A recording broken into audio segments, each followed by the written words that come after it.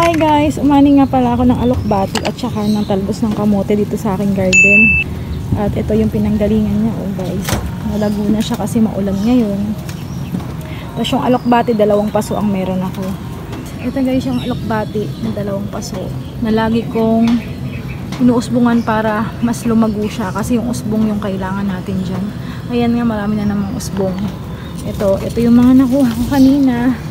At kukuha din tayo ng ano dito, ng dayap. Kasi may mga hinog na dayap na eh. Tara, kuha tayo. Punta tayo dito. Ngayon lang tumigil yung ulan kasi lakas ng ulan kanina guys. Tignan yung mga halaman natin. Oh. Yan guys. So, ang saya-saya nila. Diba? Ang saya-saya nila. Alam nyo ba, sa baba nito ay baha. Ayan o, baha sa amin. Diyan. At ayan, magaganda sila ngayon guys. So, masasaya sila. Ayan pa. Masasaya sila yung mga halaman natin ngayon. So, nakakatuwa.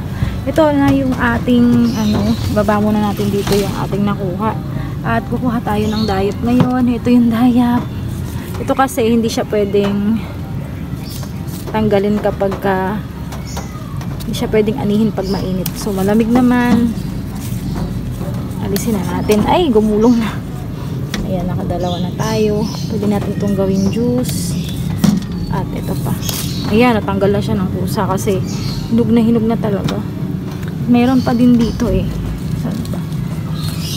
Ayun. Ito pa sa kabila. So saka ito. Ayan, baba na tayo guys at ako'y nagluluto ng sinigang eh. Ito, lalagay natin sa sardinas mamaya pagka nagluluto na tayo. Nakuha natin na mga dayap na pwede natin gawing juice to. Masarap po sa gawing juice na may honey.